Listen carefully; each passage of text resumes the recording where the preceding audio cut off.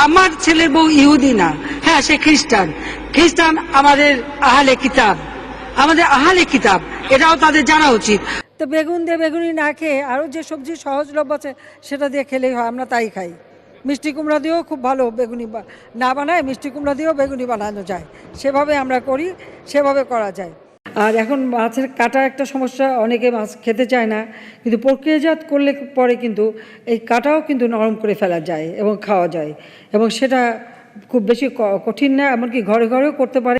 আর আমার পাওয়ার চাই, আমি দেশে উন্নতি করতে চাই, সাফ কথা। আমার আপনাদের হাতে মোবাইল আছে, সবার হাতে হাতে মোবাইল ফোন। কে দিয়েছে? আওয়ামী লীগ ক্ষমতায় এসে এই মোবাইল ফোন আপনাদের হাতে। এরপরে যখন ডিম বেশি পাবেন সিদ্ধ করে ফ্রিজে রেখে দেবেন, বহুদিন থাকবে, সহসা নষ্ট হবে না। সব কিছু বিকল্প ব্যবস্থা আছে। কাঁঠালে কাবাব করি, মাংসের পরিবর্তে কাঁঠালটা দিয়ে আমরা ওই স্বামী কাবাব বানানো বা বার্গার বানানো, কারণ আমাদের এখন অনেকে ভেজিটেরিয়ান হয়ে গেছে, মাছ খায় কিন্তু মাংস খায় না, তো তাদের জন্য বিকল্প কাঁঠাল। কাঁচামরিচ কিনে রোদে শুকায় রেখে দেন, বর্ষাকালে যখন দাম বাড়বে ওটা কিছু একটু পানিতে রাখলেই কিন্তু আবার তাজা হয়ে যায়, আবার রান্না করে খাওয়া যায়।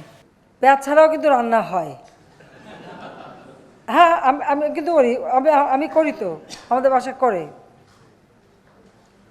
আমরা কিন্তু পেঁয়াজ ছাড়াও রান্না করি, অনেক তরকারি আছে যা পেঁয়াজ ছাড়াই করা হয়। অন্তত আমি এইটুকু দয়া করেছি যে ঠিক আছে, বয়োবৃদ্ধ মানুষ বা অসুস্থ, হাঁটতে চলতে উঠতে বসতে অসুবিধা, শুলে একজন না ধরলে উঠতে পারে না, জেলখানায় যখন এই অবস্থা দেখেছি, তো যে ঠিক আছে, যেটুকু আমার ক্ষমতা আছে, সেই এক্সিকিউটিভ যে পাওয়ার আমার আছে, তার মাধ্যমে তাকে আমি তার বাসায় থাকার সুযোগটা করে দিয়েছি। এখন উনি সেজে গুজে মেকআপ নিয়ে একেবারে বুড়ো টুরু একে হাসপাতালে যান,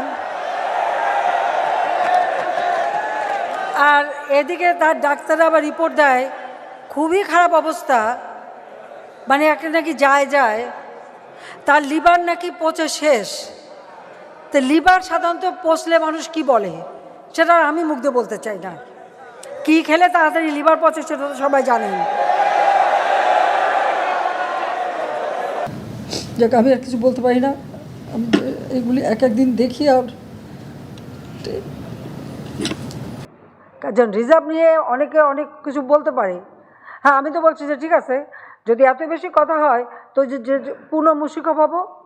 যখন সরকার গঠন করছিলাম তখন যত ছিল ওইখানে এনে রেখে তারপর আবার ইলেকশন করব। মুক্তিযোদ্ধাদের নাতিপুতিরাও পাবে না, তাহলে কি রাজাকারের নাতিপুতিরা পাবে? কারণ স্বজন হারা বেদনা নিয়ে আমি বেঁচে আছি। আমি জানি একজন আপনজন হারালে কি কষ্ট হয়, মানুষ একটা শোক সইতে পারে না। আর আমি তো গোটা পরিবার, আমি আর আমার রেহানা এবং আমরা যারা 15 আগস্ট আপনজন হারিয়েছি, আমরা তো সবাইকে হারিয়ে আছি।